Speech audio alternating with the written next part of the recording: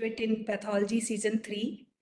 Today's talk is on the head and neck pathology. Today, Dr. Katha Kante Ravade is the faculty, and he is going to give talk on pathology, grossing, and standard reporting of head and neck.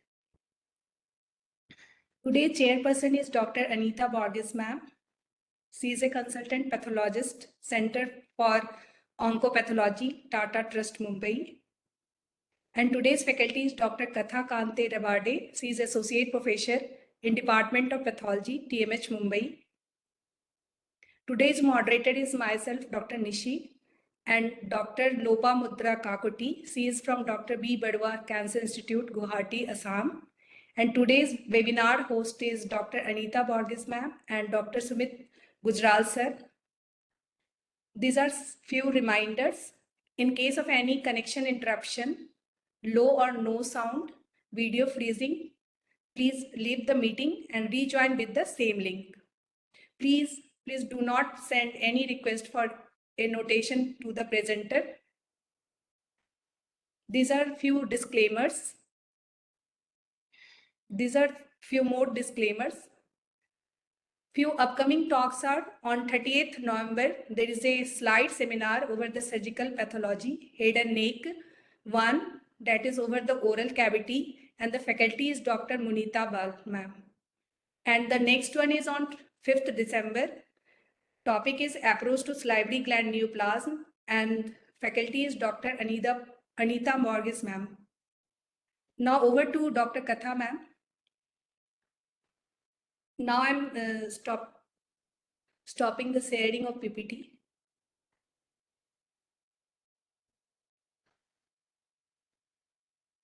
Yeah, I'll share my screen.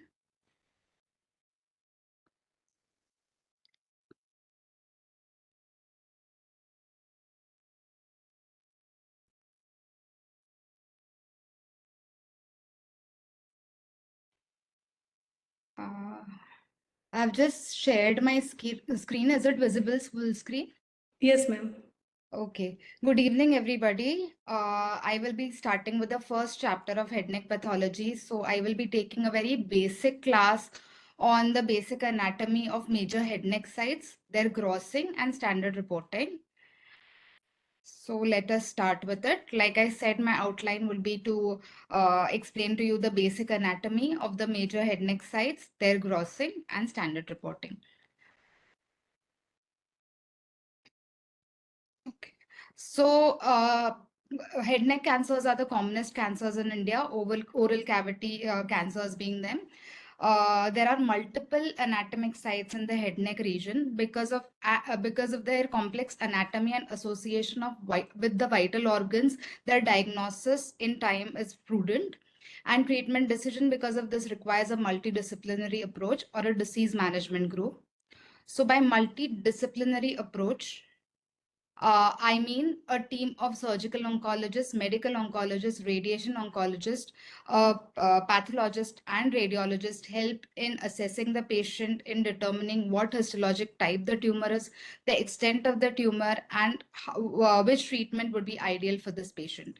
The other disciplines that also help in treating this patient include a dentist, physiotherapist, the rehabilitation team after the surgery, palliative team in case the tumor is very extensive and cannot be resected, and a speech therapist, especially for laryngeal tumor. So the treatment options that are available for head neck cancers are surgery, radiation, and chemotherapy. Chemotherapy can be given before the surgery, that is neoadjuvant chemotherapy, or it may be given as adjuvant chemotherapy. In extensive tumors, even targeted therapy is used. The different factors that help in determining the treatment are tumor factors, which is the histologic type, grade, the extent of the tumor, which determines the stage, nodal status, and distant metastasis. Patient factors is the patient's general condition. So accurate risk stratification is necessary to decide the modality of treatment, whether it will be a single modality treatment or multiple modalities need to be used. There are different prognostic factors which determine which patient will require adjuvant treatment. So these are any parameter that is available at the time of surgery that correlates with disease-free or overall survival in the absence of adjuvant systemic therapy. That means it helps to identify a subset of cancer patients that would recur if there was no adjuvant systemic therapy that was given to this patient. Therefore, it identifies the patients who would benefit from adjuvant therapy. So such prognostic factors are clinical factors, which are clinical stage, localization, and performance status of the patient, and also many histopathological factors which help in evaluating whether this patient will require an adjuvant therapy or will benefit from adjuvant therapy or not. So it is tumor size and the extent of the tumor, including the involvement of adjacent organs, the type of the tumor, that is a histologic type, the grade of the tumor, depth of invasion of the tumor in oral cavity tumors, invasive front, which is the pattern of invasion, worst as well as predominant pattern of invasion, again has prognostic significance in oral cavity tumors, vascular invasion or perineural invasion, the resection margins, whether they are closed, they are positive, or they show dysplasia at the margins. The nodal status of the patient's number of nodes positive, whether these nodes show extranodal extension or not, and also some molecular factors.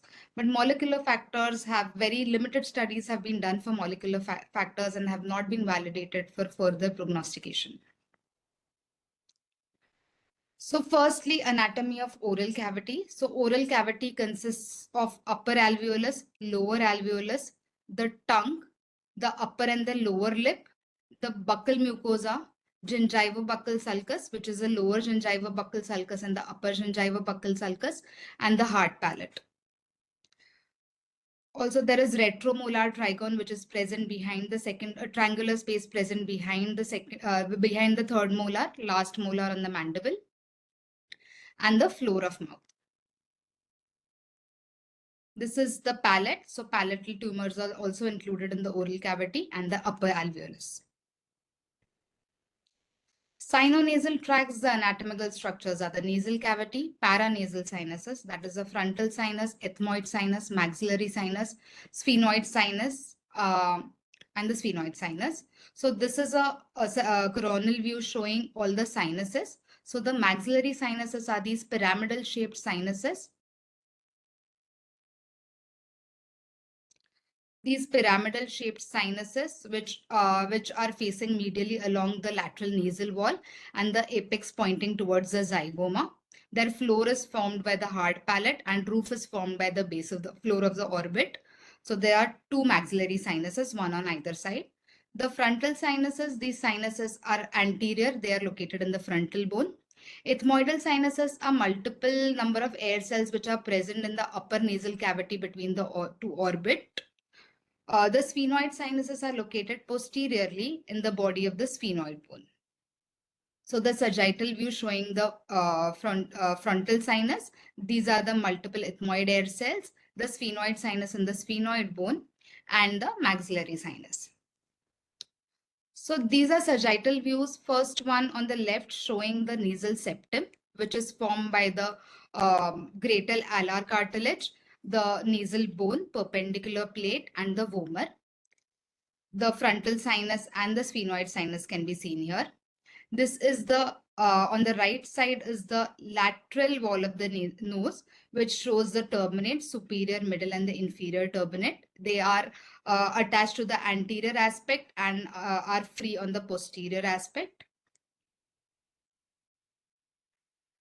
The maxilla is formed by the alveolar process. It has alveolar process of maxilla, the frontal process of maxilla, and laterally the zygomatic process of maxilla. And on the floor is the palatine process of maxilla, which is seen in this sagittal view. Again, one more picture showing the relation of the maxillary sinus. In front is the nasal cavity, and just on top of it is the orbit above the maxillary sinus. So the maxillary sinus is divided into two parts, the suprastructural part and the infrastructural part. The division is made by an imaginary Ongren's line, which extends from the medial canthus of the eye up to the angle of mandible. So the tumors which are on the inferior aspect of this line are treated by infrastructural maxillectomy. The tumors which are located and limited to the superior aspect are treated by a suprastructural maxillectomy. The suprastructural maxillectomy, like you saw in the previous slide, have worse prognosis because of their location. These can easily spread to the base of the skull, the orbit, and the infratemporal fossa. And also these tumors have a late presentation. Next, we move on to the anatomy of the larynx. So larynx has supraglottis, is divided into supraglottis, glottis, and the subglottis. So the supraglottis is the part which is from the epiglottis up to the ventricular fold or the false vocal cord. This consists of epiglottis, aryepiglottic fold, the arytenoids and the false vocal cords, and also the ventricles. The glottis is composed of the true vocal cords, the anterior and the posterior commissure, and the subglottis is the portion below the glottis up to the inferior margin of the cricoid cartilage.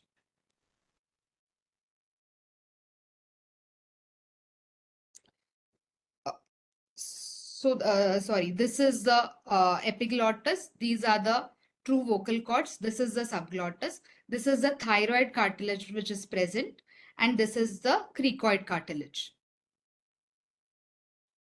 So supraglottis has a rich lymphatic network, hence there is no more nodal spread.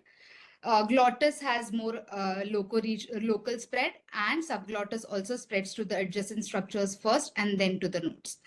There are two spaces called the paraglottic space and the preglottic space. These are potential spaces which are composed of adipose tissue and are traversed by lymphatics and blood vessels. The significance of these places is this upstages the tumor to T3. Involvement of these spaces upstages the tumor to T3. So this is first, the picture on the left hand side is the coronal view showing the epiglottis, the thyroid cartilage laterally, and the space which is shown by yellow, the fat, is the paraglottic space. So it is bounded by hyoepiglottic membrane, the thyrohyoid membrane, thyroid cartilage, and the conus elasticus. This space is known as the paraglottic space. The next space is seen in the sagittal view, which is the pre-epiglottic space. It is a triangular space present anteriorly to the epiglottis. This is limited by the hyoepiglottic membrane superiorly, the thyrohyoid cartilage and the thyrohyoid membrane, and the hyoid cartilage inferiorly. So we move on to grossing of the specimen. So whenever we receive a specimen for grossing, along with it, we receive a requisition form, which contains the demographic data of the patient, that is the name of the patient, age of the patient, sex of the patient, the ward or the hospital it is sent from, with the details of the operating surgeon and any contact details of the surgeon as well. So that we can contact in case of any discrepancy. It has the clinical details of the specimen. There is a mention of any prior chemotherapy or radiation that was given to this patient. The requisition form must contain list of all the specimen that are sent to the pathology lab, including the frozen section specimen, and the orientation must be provided by the surgeon. Once the specimen is received, we have to document the type of specimen received, whether it was received in formalin or in fresh state, whether the laterality of the specimen is mentioned, and to check if the laterality mentioned is correct or not. Then you identify you see the details of the tumor, whether any tumor is visible or not, the number of tumor foci seen, the size of the tumor, site of the tumor, extent of the tumor. Then we need to document the margins, the adjacent tissue that is seen adjacent to the tumor, whether it is showing any leukoplakia or erythroplakia. Lymph nodes lymph nodes sent with the main specimen, whether these nodes show, whether these the level of nodes that are given, each level of node should be grossed separately. We should mention the number of nodes that are sampled, whether they are grossly metastatic or not. And then lastly, the grossing paper should consist of a section key. The type of oral cavity resection specimen that we receive, the simplest one is the tongue, which we receive wide excision, or a glossectomy. It can be a hemiglossectomy, anterior two-third glossectomy, near total glossectomy, or total glossectomy specimen.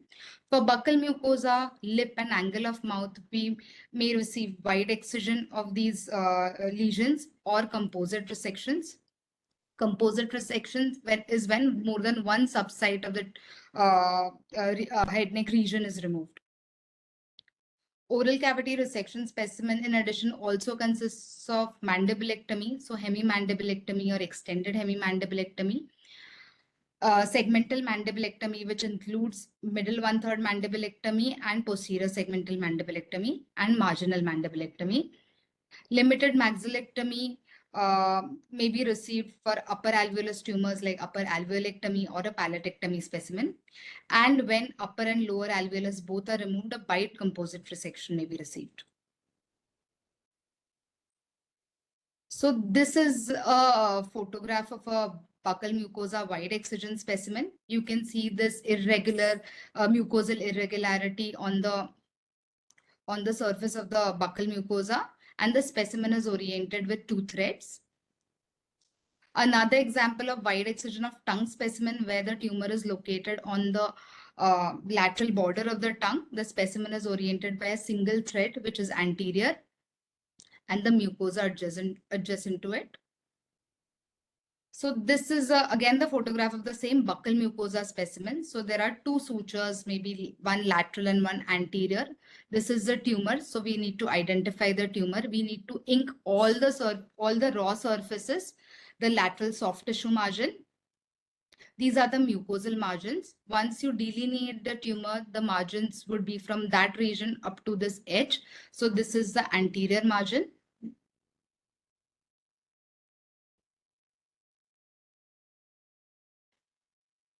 So this is the anterior margin. This is the superior margin. This is the inferior margin. And this will be the posterior margin. And on the lateral side, there will be lateral soft tissue margin.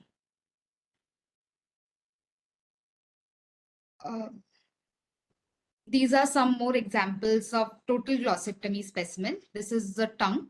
There will be a lateral margin on either side, right lateral and left lateral mucosal margin. There will be an antero-inferior margin, which is present at the floor of the mouth, and a posterior mucosal margin. The base will be formed by the lower soft tissue. This is hemiglossectomy. So there will be a medial mucosal margin, a lateral mucosal margin, anteriorly the anterior mucosal margin and the posterior mucosal margin. So this medial soft tissue on this side would be the base.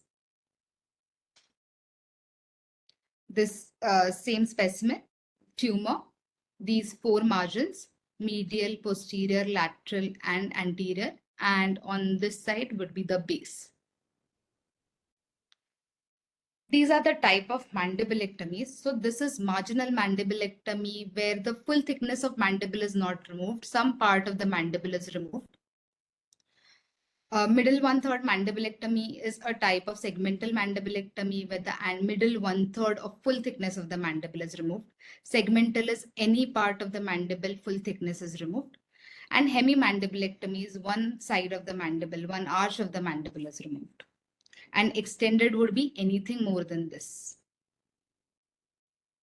This is upper alveolectomy where part of the upper alveolus is removed. So this will have this anterior margin, posterior margin, superior margin, and medial margin. The bony margins would be, this would be posterior bony margin, anterior margin, and on the palate, the superior margin, on the palatal side, the medial palatal margin. This is an example of a hemimandibulectomy where there is a tumor which is seen on the buccal mucosa and the gingival-buccal sulcus. It is also involving the lower alveolus. So this tumor would have again 4 mucosal margins, medial, anterior, and posterior, and there will be just one anterior bony cut margin. As for soft tissue, there will be a lateral soft tissue margin present on the other side. If there is skin, then there will not be any lateral soft tissue margin. We have to document whether the skin is involved or not. And if involved, then whether involved or not, we have to take a section of the skin. And if it is involved, we need to take a closest skin cut margin. This is a specimen, this is a bite composite resection where the tumor is here in the RMT. So this will again have 4 mucosal margins, like this will be the superior mucosal margin, posterior, inferior or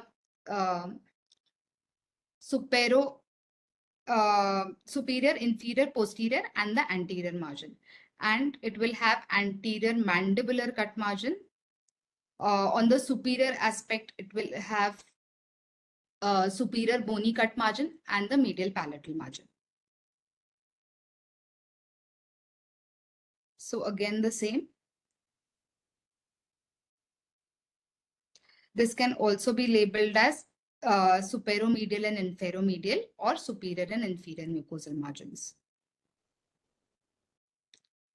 For sinonasal tumors, the type of specimens that are received can be endoscopic endonasal resection.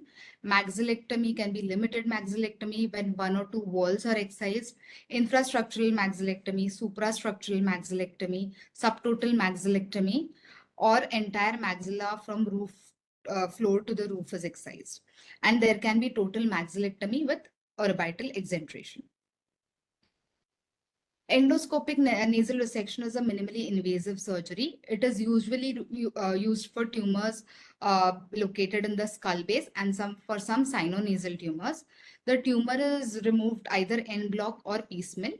The relevant margin and adjacent tissue in these cases are sent separately, and we just need to submit the tumor specimen that is given and the margins that are sent separately.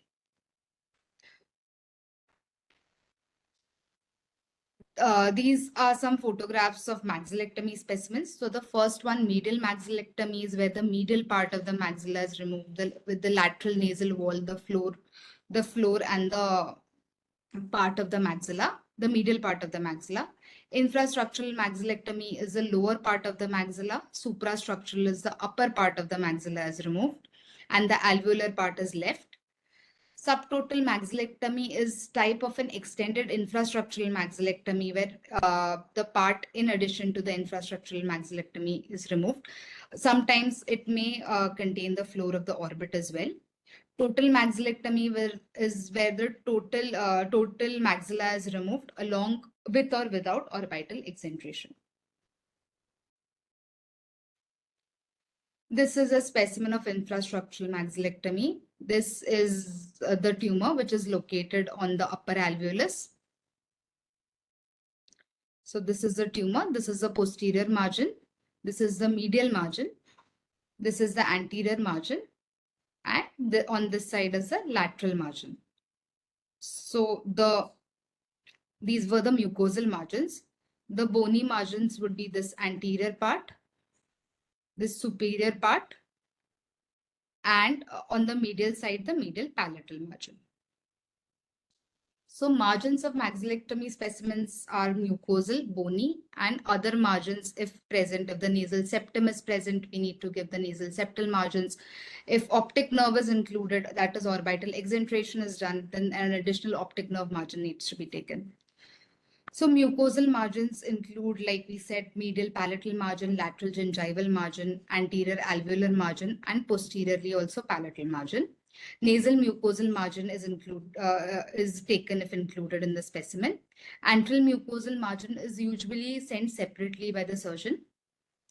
Bony margins include the palatal medial margin, the lateral zygomatic part of the bone, that is bony margin, and superior bony margin in cases of upper alveolectomy or infrastructural maxillectomy.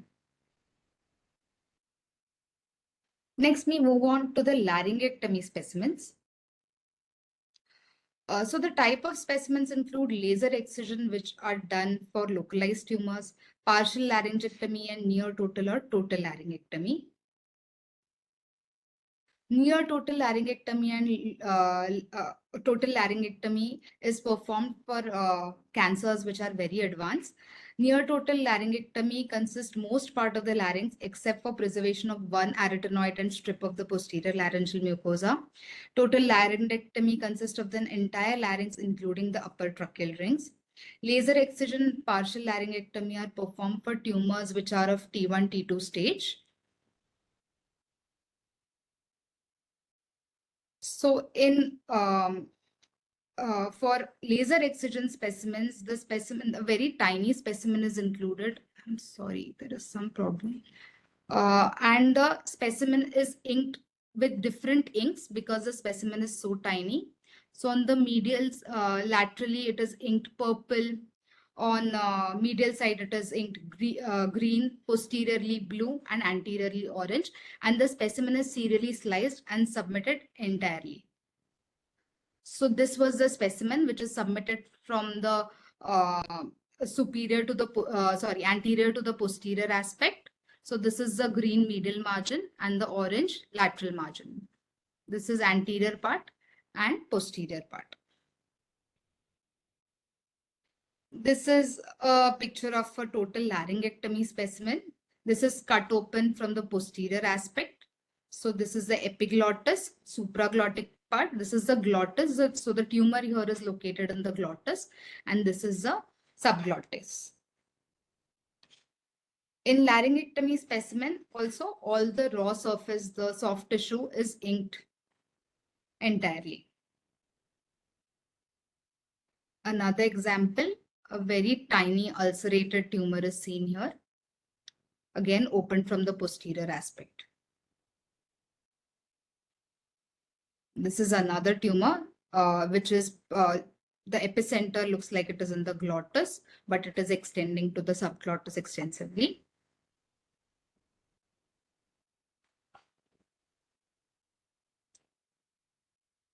So this specimen, the margins would include, this is the posterior margin. This was intact and now it's cut open. So this will be the posterior-inferior margin. On the anterior part of the epiglottis will be the epiglottic margin. This is the left lateral margin at the pyriform sinuses, right and left lateral margin. And inferiorly will be the inferior tracheal margin, which is usually taken shave. All the other margins in head neck are taken as radial margins. So the specimen is cut from superior aspect to inferior aspect serially. And it is arranged like this on your grossing table. And then we need to assess which of the sections are showing the tumor with maximum extent. So this section, this is from the supraglottis part. This is the glottis part and the subglottis part. So here the tumor is extending into the cartilage. Like we can see, it is destroying the cartilage through and through and extending beyond it to the anterior strap muscles, and also now involving the thyroid gland. So this inferior most part will be the inferior tracheal margin. So representative sections need to be taken from the supraglottis, the glottis showing the thyroid cartilage, the subglottis with the cricoid cartilage, and the furthest extent of the tumor. And it can be submitted in grid fashion. So all head neck mucosal margins in head neck are submitted radially. Mucocutaneous margin in rib resections can be submitted shaved unless they are very close. Soft tissue margins and base are also submitted radially. Bony margins are submitted shaved, and the inferior tracheal margin in total laryngectomy is submitted shave. So what I mean by shave and radial margin is If this is the tumor, I am taking a section perpendicular from the tumor to the margin. This is known as the radial margin. So even on microscopy with the ink here, I can measure the margin from the tumor. And shave margin is when the margin is taken parallel to the ink surface. That is a shave margin. So here I cannot measure the distance of the margin from the tumor on microscopy.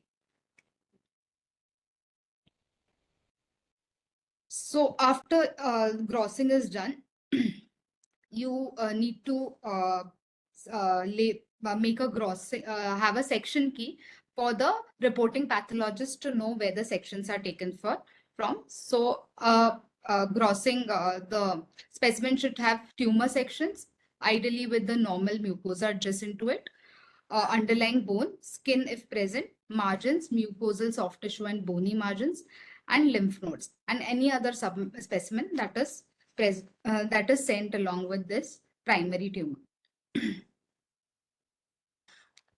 So the protocol for reporting specimens or standard reporting proformas. There are different protocols that are available, which include the protocol for examination of specimen by the College of American Pathologists, the CAP guidelines, or the ICCR, or the Royal College of Pathologists. These are some standard data sets for reporting cancers and are available free on the internet. The staging of cancers is done by the TNM staging, which was developed by the American Joint Committee on Cancer and is used for cancer staging worldwide. It allows uniform communication of the anatomic extent of the disease and thereby aids in the prognosis and management. The current staging for head and neck cancers is provided in the 8th edition of HACC Staging Manual. So to reiterate, the specimen request form should contain demographic data, clinical findings, history of prior chemotherapy or radiation, list of all the specimens sent to pathology lab, and the orientation of the specimen. The standard reporting proforma will include the demographic data and the details of the grossing specimen and section submitted, the core data, and the non-core data. So core data are those elements which are essential for clinical management, staging, and prognosis of the cancer. And non-core elements are those elements which are clinically important, but have not yet been validated or regularly used in the patient management. The additional parameters also may be included for comprehensive report and research purpose or data collection. So the core elements in oral squamous cell carcinoma, which is the commonest cancer of the head neck region, include tumor site, tumor dimension, tumor histologic type, histologic tumor grade, depth of invasion, pattern of invasion, bone invasion, perineural invasion, lymphovascular invasion, margin status, number of lymph nodes involved, and extranodal extension, and pathologic stage of the tumor. There are non-core elements which are expected to be given in the report, which include tumor focality, the tumor, in addition to the largest dimension, the other two dimensions of the tumor, if there is any coexistent pathology, and if any ancillary studies have been done on this specimen. There are other promising parameters that are being evaluated and validated, which include tumor budding, tumor stroma ratio, the lymph node burden, that is the number of nodes involved upon the total number of lymph nodes that are dissected, major and minor ENE. So the maximum tumor size. All the three dimensions should be recorded grossly, including the length, width, and the thickness of the tumor. The maximum dimension is essential to determine the T stage of the tumor. If the microscopic dimension exceeds the gross dimension, then this dimension should be used for PT stage. Tumor extent also needs to be noted. So these are the two dimensions of this tumor, and the third dimension is measured after slicing the tumor serially. Again, this is the largest dimension of the tumor. For depth of invasion, it is this. This is the thickness of the tumor from the uppermost part of the tumor to the lowermost part. So sorry. So for depth of invasion, it is measured microscopically. The we need to understand the difference between tumor thickness and the depth of invasion. Tumor thickness is something which we can assess on gross as well. It is the distance measured from the superficial most part of the tumor to the deepest point of invasion of the tumor. Depth of invasion is assessed on microscopy. It is the distance from the basement membrane of the mucosa to the deepest point of invasion of the tumor. This predicts recurrence and nodal involvement in T1 and T2 tumors. So this is an example of a squamous carcinoma where you see this adjacent basement membrane. So a line is drawn from there and a plumb line from this point to the deepest point of the tumor. So we can see the tumor is still here, but we can see the small tumor islands which are invading even further. So the depth of invasion would be up to this. Another example, a line parallel from the basement membrane of the adjacent mucosa and a plumb line, a line perpendicular down up to the deepest point of the tumor. So for an exophytic tumor, the tumor thickness will be from the uppermost part of the tumor to the deepest point, and the thickness will be from the and the depth of invasion would be from the basement membrane to the deepest point of the tumor. So there will be for proliferative tumors, the depth of invasion may not be much and the thickness may be over 1 centimeter, but the depth of invasion would be less than 5 mm. Again, a very proliferative type of tumor with a thickness which is much more than the depth of invasion. One more example of the same. So the T staging for oral cavity depends on the size of the tumor. So T1 are tumors which are less than 2 centimeters and also less than 5 mm, show less than 5 mm depth of invasion. T2 are tumors which may be less than 2 centimeter, but the depth of invasion changes them from T1 to T2 by if they are more than 5 mm, but less than 10 mm. T3 tumors are more than 4 centimeter tumors or any tumor which shows depth of invasion more than 1 centimeter. And T4 are moderately and very advanced tumors. T4A being tumors which involve the cortical or the medullary bone and the skin. And T4B are advanced tumors which involve the pterygoid plates, skull base, and in case the internal carotid artery. Next, next core element that is the histologic type. We will here focus mainly on squamous cell carcinoma because it is a common cancer for of the head neck region. So the histologic type and also if it is a variant of squamous carcinoma, it should be documented. So this is the tumor, squamous carcinoma. This is verrucous carcinoma, where you see very proliferative sort of exophytic growth pattern and the infiltrative fronds are broad. So if the section is not taken with the adjacent mucosa, it is very difficult to differentiate between verrucous hyperplasia and verrucous carcinomas. Verrucous lesions lack atypia, and hence a section with the normal adjacent mucosa is essential to document the invasion beneath the adjacent mucosa, thus making it a verrucous carcinoma. So another example of verrucous carcinoma. This is a basaloid squamous cell carcinoma, very basaloid cells with scant cytoplasm, hyperchromatic nuclei. Very focally we may see squamous differentiation. This is a sarcomatoid spindle cell carcinoma. So here the differentials include other spindle cell tumors. This is a mucoepidermoid carcinoma, which is a carcinoma of the salivary glands, but it involves both major and minor salivary glands. So this is partly cystic tumor nodule, which is showing these mucous cells and these squamous and intermediate cells, squamoid and intermediate cells, these clear cells, and lot of mucin in the cystic cavity. This is an adenoid cystic carcinoma showing basaloid cells with this cribriform architecture. So after the histologic type, we grade the tumor, that is the degree of differentiation. The most aggressive grade needs to be noted. Squamous cell carcinomas are graded as well differentiated, moderately differentiated, and poorly differentiated based on their keratinization and nuclear anaplasia. Mucoepidermoid carcinomas are graded as low, intermediate, and high-grade tumors. Adenoid cystic carcinomas are graded as grade 1 to 3 based on the solid areas. Next is the pattern of invasion. Pattern of invasion is seen at the tumor host interface. It was initially described by Brian as pattern 1 to 4, and it was modified by Brandon Gensler as pattern 1 to 5.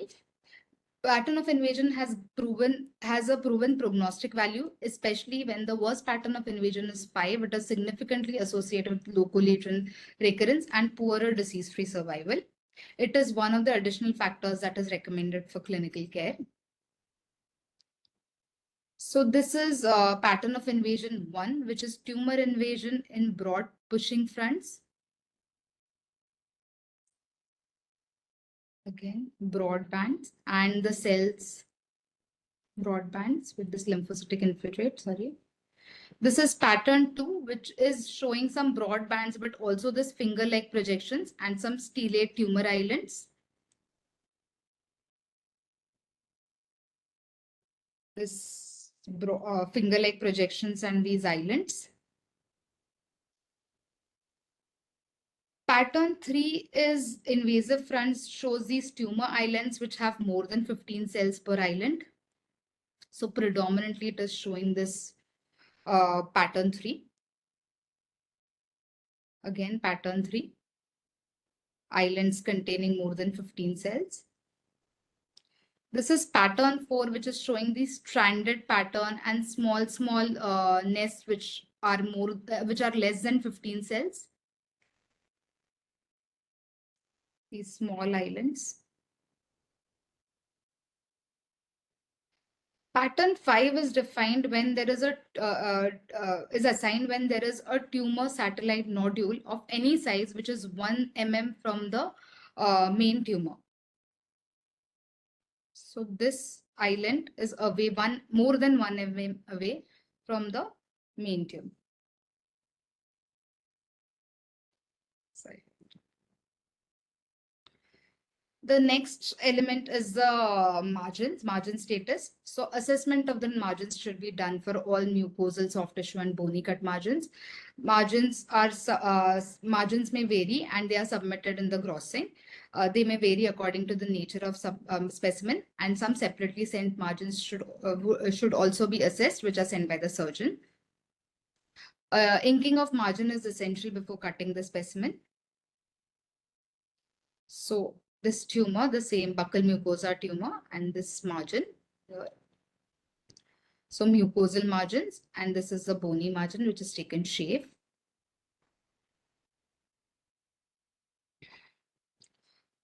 So on microscopy, we need to see if there is any dysplasia at the margin, if there is any tumor close to the inked margin. If there is tumor that you can see, we should again see if the distance of the margin from the tumor is as mentioned in the gross. If it is close, then it needs to be documented that it is 3 mm away, 4 mm away. If there is tumor at the margin, even that needs to be, so positive margin is tumor at the inked margin. This is a soft tissue margin. You can see skeletal muscle bundles here. So margins need to be given as involved, close, or free. If they are close, the distance from the tumor is documented. Next is perineural invasion and lymphovascular emboli. So perineural invasion predicts aggressive behavior and is associated with poorer outcome. PNI should be mentioned irrespective of the size of the nodes. So PNI involving small as well as large nerves needs to be documented. It may be reported if it is extratumoral or intratumoral, because extratumoral PNI is prognostically more relevant for locoregional recurrence and disease-free survival. Lymphovascular emboli is the presence of tumor within the endothelial line space. It should be differentiated from an retraction artifact. So this is perineural invasion. This is a nerve and the tumor surrounding the nerve. This is a vascular space and an emboli within this vascular space. So LVI. Involvement of bone and skin, the presence and absence of transcortical or medullary bone invasion or skin invasion determines the T stage. So in the presence of this, tumor will become T4A. It upstages the tumor. We need to document whether the tumor is involving the bone or just eroding the bone. If it is involving the bone, we may also document whether it is a transcortical involvement of the bone or involving the medulla. It is not a mandatory element, but documentation may be made. Again, bony invasion. This is tumor involving the skin. We can see the skin here, some pilosebaceous unit here, and tumor is involving the skin. So again, this is T4A. If there is dysplasia which is severe or carcinoma in situ, the presence of this should be documented. And if there is severe dysplasia close to the ink margin, even the distance from such dysplasia needs to be documented. The elements that we saw up till now were mainly for oral squamous cell carcinomas. In addition to those, there are some other parameters which are essential in laryngectomy specimen. These include cartilage involvement. For cartilage involvement, we need to document whether the cartilage involvement is limited to the inner cortex of the cartilage or extending through and through the cartilage. That is full thickness involvement of the cartilage. This will upstage the tumor to T3 from T2. We need to document the involvement of the anterior strap muscles, the pre-epiglottic pad of fat, and the involvement of thyroid gland. So lastly, before I finish, I want to add a cervical lymph node dissection, the grossing of this in short. So there were many changes that were made in the 8th edition of cervical nodal dissection. Main ones are that there was inclusion of extranodal extension in the N categorization for all head neck carcinomas, except EBV and HPV related cancers. And there was an introduction of a separate category for occult primary tumors of head neck with P16 and EBV tumor testing. So these are the lymph node levels. This is level 1A, 1B, submental node, submandibular node. Upper jugular are level 2A, level 2 nodes. Middle jugular are level 3, and level 4 nodes are the lower jugular nodes. The posterior compartment nodes are the level 5 nodes. The anterior compartment nodes are the level 6 nodes. Other nodes include superior mediastinal nodes, suboccipital nodes, retropharyngeal nodes, parapharyngeal nodes, buccinator, preauricular, periparotid, and intraparotid lymph nodes. So indications of node dissections are if there are clinically node positive necks, then a modified radical neck dissection is performed. In clinically node negative necks, there is a risk of occult metastasis in more than 20%, especially in oral and pharyngeal tumors, and hence SND is performed with frozen section of level 1B and 2A. If positive, then MRND is performed. So the types of neck dissections include radical neck dissections, which is removal of levels 1 to 5 with internal jugular vein, sternocleidomastoid muscle, and spinal accessory nerve. Modified neck dissection is a functional dissection which also removes levels 1 to 5, but one or more of the above 3 structures is preserved. Selective neck dissection is when one or more groups of these nodes are removed, like a supra-omohyoid neck dissection would include level 1, 2, 3 with or without level 4. Lateral neck dissections would be from level 2 to 4. Posterolateral will be from 2 to 5, and anterior neck dissection, which is done in thyroid tumors, will be level 6, which is central compartment. For neck node grossing, when the level of the nodes are sent separately, we need to gross them separately. If they are not sent separately, then we separate the level 1B node from the specimen by using salivary gland that is submandibular gland as an anatomical landmark, and then submit all the levels together.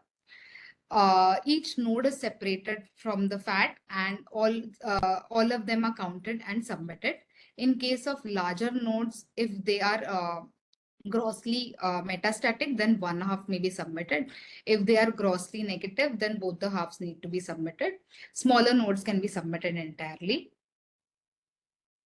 So in histology reporting, we need to write the number of nodes identified on each level, which are identified on microscopy, the total number of nodes showing metastasis at each level, the size of the metastatic deposit. In addition, we need to mention whether there is extranodal extension present or absent. This is a predictor of regional recurrence. If there is no extranodal extension, it is ENE negative.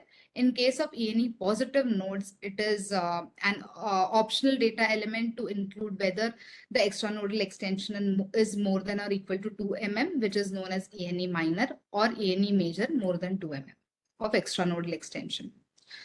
So a little bit about extranodal extension. It is also known as extracapsular spread or perinodal extension. It is defined as extension of metastatic carcinoma from within the lymph node through the fibrous capsule into the surrounding connective tissue, and regardless of absence of stromal reaction. So we will see an example of that, but before that, it excludes any metastatic carcinoma that just stretches the capsule but does not breach it. So to call any node as extranodal extension positive, the capsule of the node has to be breached and it has to go into the adjacent soft tissue. If there is any doubt or ambiguity about ENE, firstly, we can do serial deep sections. And if there is any doubt, a lower category is assigned, that is ENE negative. A soft tissue tumor deposit in lymphatic drainage area is recorded as a positive lymph node with extranodal extension. The extent of ENE is measured as the maximum distance in millimeters from outer aspect of intact or reconstructed nodal capsule to the farthest point of extranodal extension. So just an example of that. So this is a lymph node capsule and the tumor has breached it. So the extranodal extension will be counted from this point up to the farthest point of the tumor deposit. Like this. This node is almost completely replaced by the tumor, but there is no extranodal extension.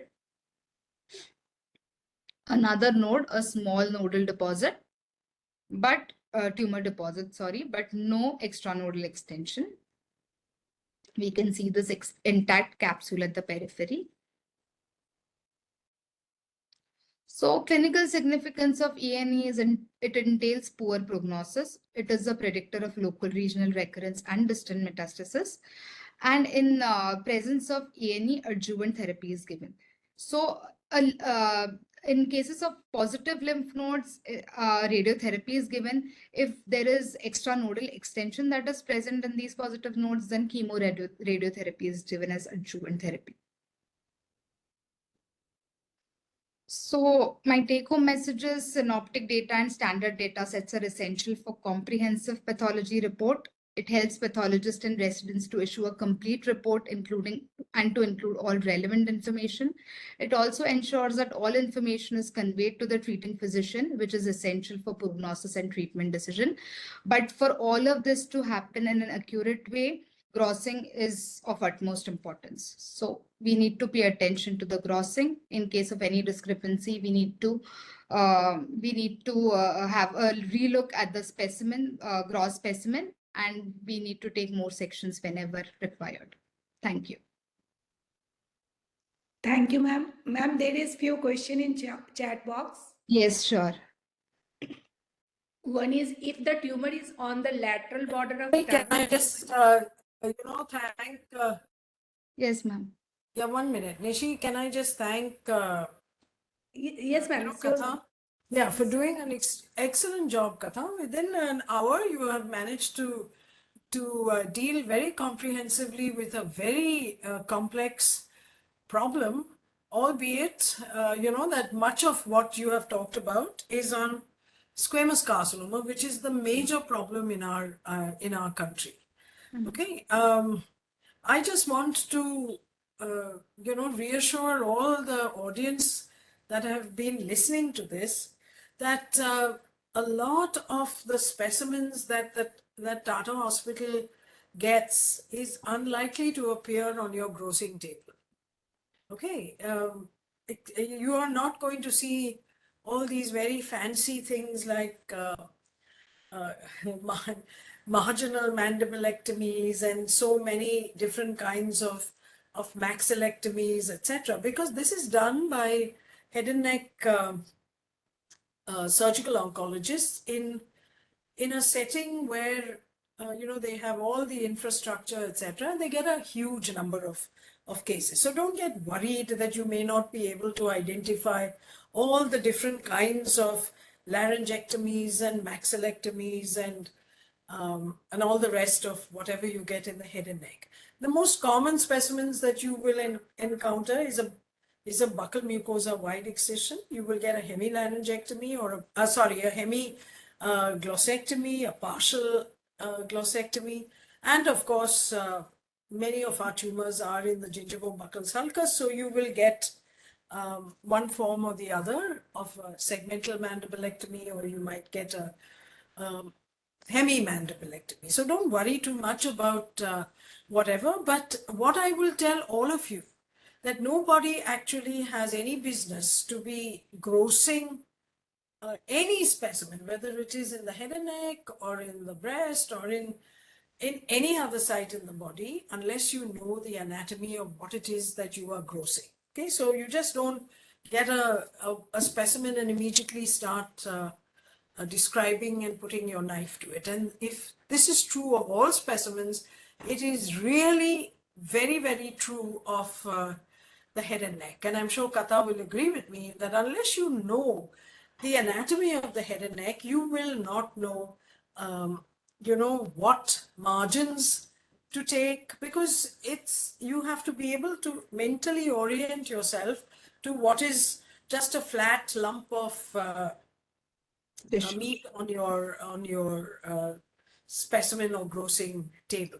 So just do that. If you are going to work in an institute which has a lot of head and neck work, then you just must orient yourself by getting your anatomy straight. Okay, so I think with that, maybe Nishi, you want to take all the questions that are in the chat box, please. I think I answered two questions of somebody called SR. Okay, SR's question was, if lymph node is positive, do we label WPOI, that means worst pattern of invasion, as 5? And the answer is no. The lymph node is not part of the soft tissue, so that's what I answered.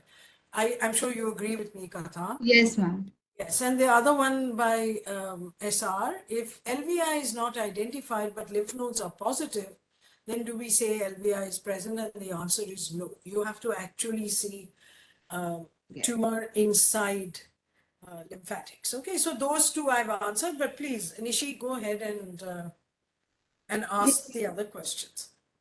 Ma'am, Yes. someone has asked, if the tumor is on the lateral border of tongue, how Mm-hmm. to measure the depth of invasion grossly? So if the tumor is, can I go back to my presentation for a second? Yes, sure. 1 second. Yeah, so I'll just show. So this tumor, can you see my screen? Yes, ma'am. Okay, so when the tumor is present, this is a lateral border of tongue. So this tumor is on the left lateral border of tongue. Okay, and this is, like I said, the anterior part, the medial aspect, the lateral mucosal margin, and the posterior margin. So once you measure the dimensions of 2 dimensions on the specimen which is intact, then you serially slice it from anteriorly to posteriorly like this. And then you measure the tumor from this aspect to the medial soft tissue. So that will be the 3rd dimension of the tumor on gross. You know what, Katha? Yeah. What you need to do is maybe you can Yeah. ask for annotation and then draw the lateral, you know, how a tumor appears on the lateral border of the tongue. Okay, okay, I can do that. Yeah. Yeah, do that and then show them what.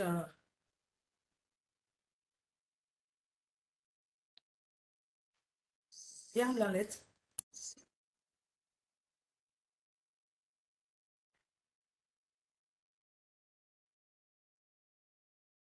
So how do I get annotations? First, make it full screen, ma'am, Yes, yes, yes.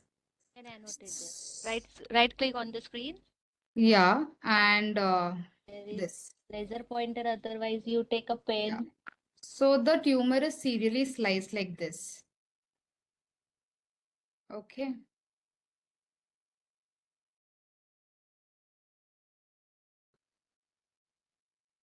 Uh, Keeping a thickness of 0.5 centimeters to 1 centimeter, mostly 0.5 centimeter.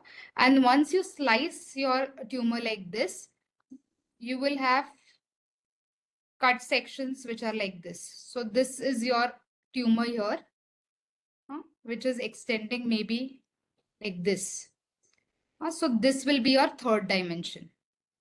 And this is the distance from the tumor up to the base. So is it clear?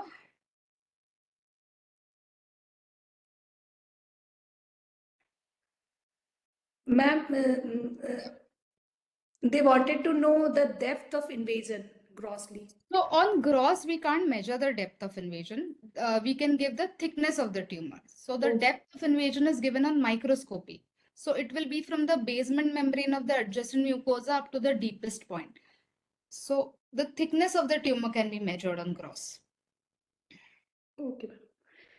Ma'am, someone has again requested for the same thing, depth of invasion microscopically. Microscopically. Okay, so I can just. So if you can see here, this is the adjacent mucosa here, and from the basement membrane you draw a line parallel. Ma'am, you have to share your PPT again. Okay, I'm sorry. I think it's. Is it visible now? Yeah. It's visible right now. Ma'am, I think you have shared, but still. Um, Now it's visible, ma'am. It's Okay. visible. So this is a section of the tumor, and you can see normal mucosa here. So you have to draw a line from this basement membrane of this normal mucosa, and then a line perpendicular from that to the lowermost part of the tumor. So this is going to be your depth of invasion. So for proliferative tumors, the depth of invasion will be less than your thickness. So from here till that deepest point is your thickness. And from this point to the deepest point is your depth of invasion. So for TNM staging purposes, the depth of invasion is important and not the thickness. Okay. I just say.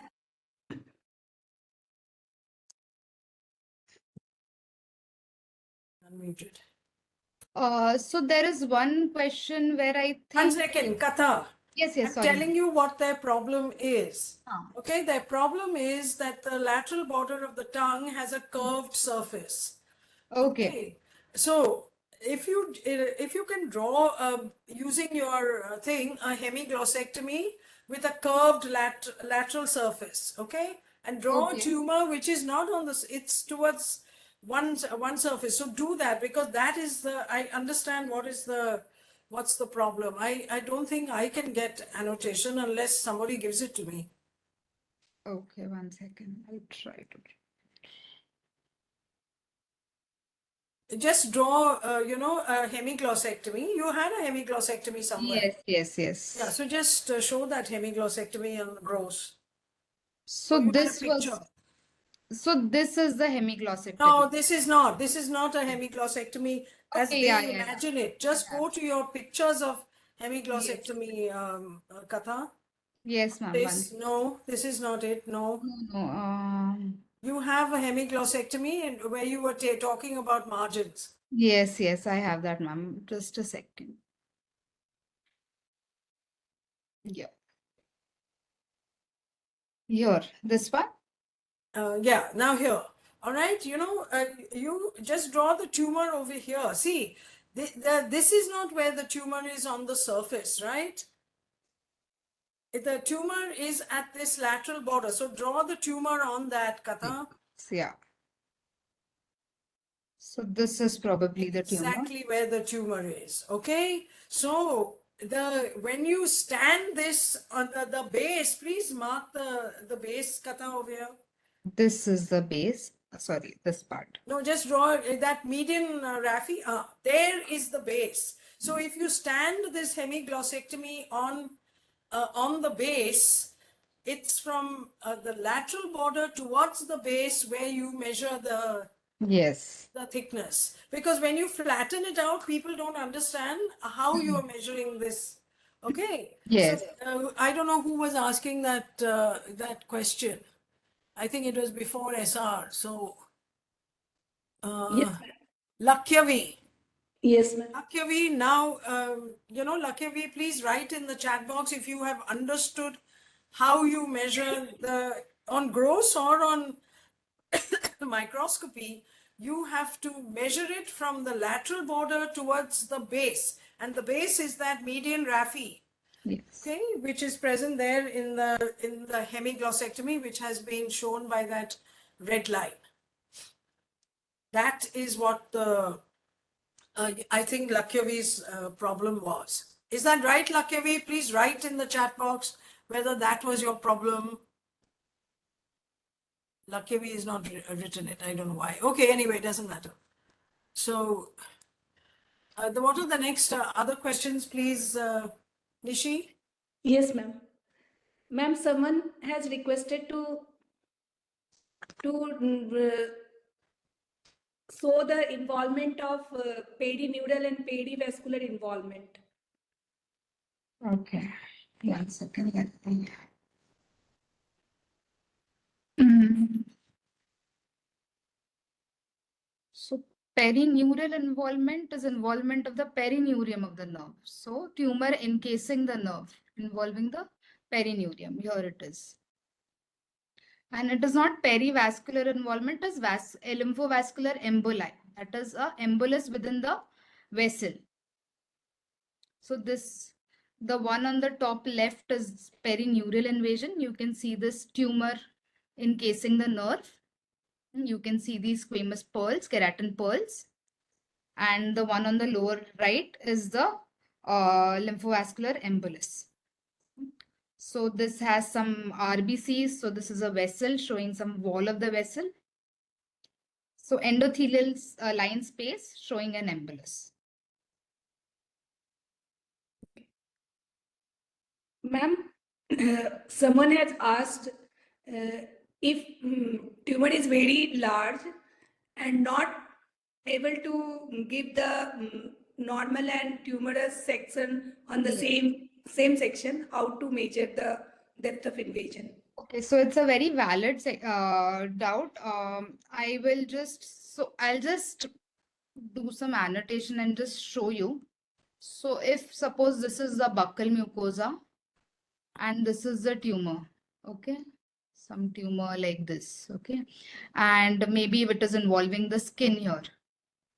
So you can't give such a big tumor. So you can take a slice of the tumor and you can divide it into 4 parts and submit it as such. So when you give a grid, you need to draw a diagram on your grossing paper that you are submitting one entire tumor slice as grid. And then you give section numbers accordingly. So 1, 2. So you write this is showing the maximum tumor thickness and with the some adjacent skin, and here will be some adjacent mucosa, and another section 3, 4. So you can Yeah, I draw. just want to say something that it doesn't matter when you have a large tumor. You should have heard carefully what Katha said, because Katha said that it is valid only for T1 and T2 tumors. Nobody really bothers to measure tumor depth or thickness in large tumors. Okay, so in large tumors, the volume is so large that it does not really change much the prognosis. But when you have small tumors, which are T1 and T2 on surface size, then yes, it makes a difference because the thickness, or as is being recommended, the depth, gives you the third dimension of the tumor. Okay, so this question does not really apply to large tumors, let alone very large tumors. Okay, so it's T1 and T2. Yes. Ma'am, next question is how do we identify masseter muscle as masseter space involved in T4? Masticator space is involved in T4, and that is more of a clinical radiological impression. We cannot identify that. We cannot identify different muscles. So usually in T4B tumors, they will give chemotherapy before they operate the surgeon. If the response is good enough, then they will operate post NACT or they go into palliative therapy.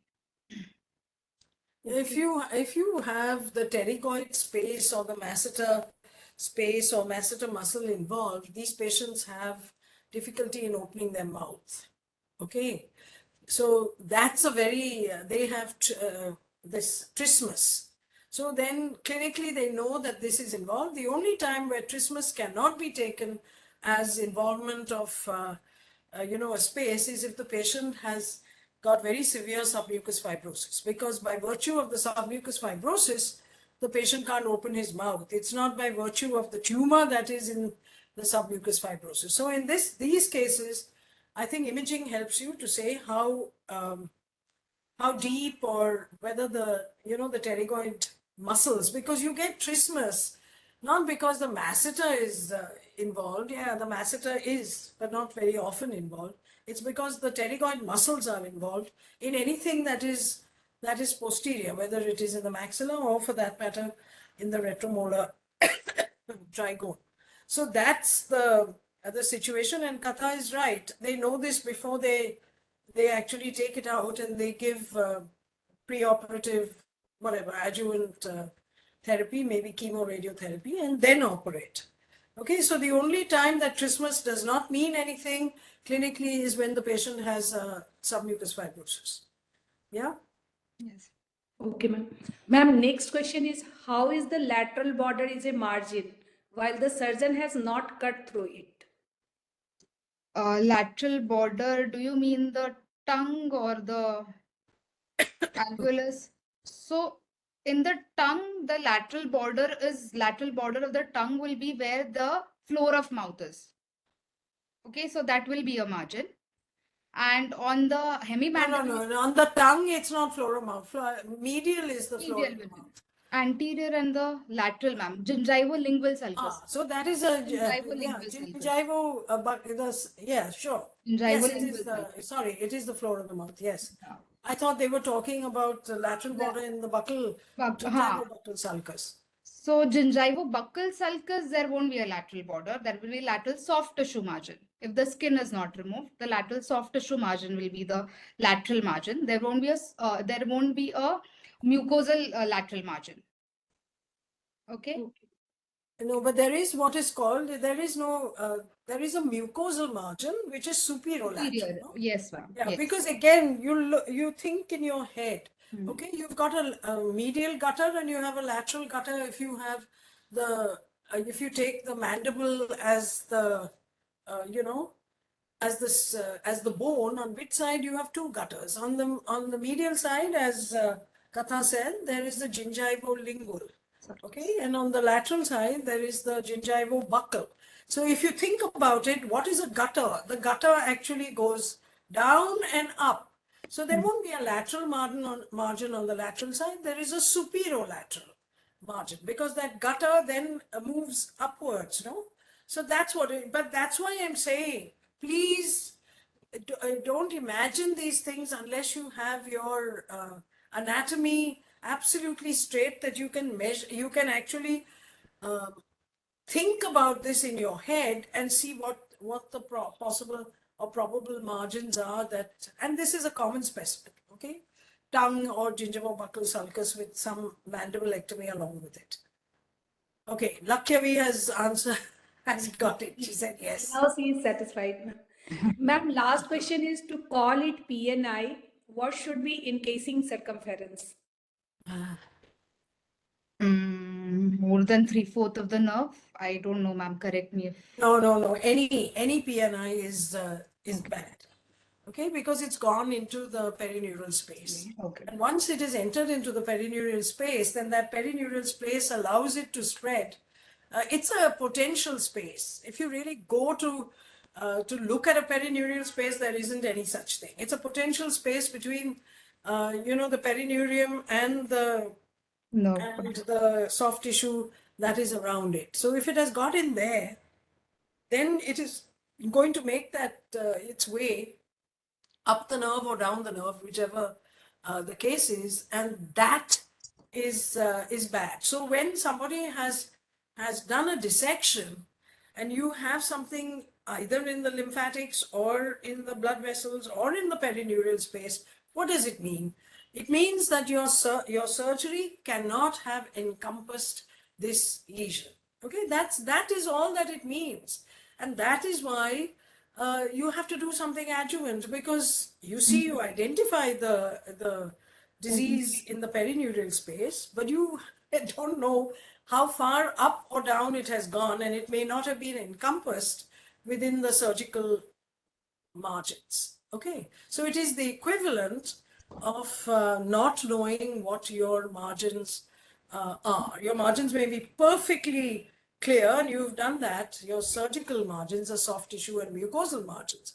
But if you have perineural invasion, you cannot rely on that negativity of your margins, because the tumor may have traveled up or down that nerve. Okay, so that's the reason why you need to get adjuvant treatment. Usually radiation therapy, but chemotherapy as well as dictated by the rest of the PT stage.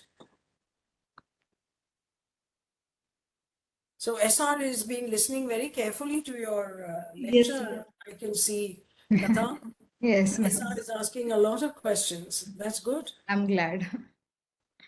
Very good. But I must thank you, Katha, because you've done a very good job with all your illustrations and your nice pictures that are nowadays we can take because we have Yes. the slide scanners. Yes. Yeah.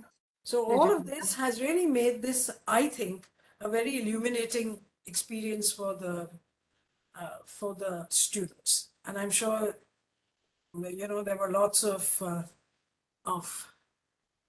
very, see the claps that are coming up on the left-hand side, and a lot of thank yous, and it was a very great session and all that. So I think you should take a bow, Katha. I certainly think that you've managed to perform this enormous feat in the time that was allotted to you. Yes, Yeah. ma'am. Thanks a lot, ma'am. Thank you. I tried to cover the Oh, common. you did a very good job, Katha. And now they will have time to think. And those of the audience that is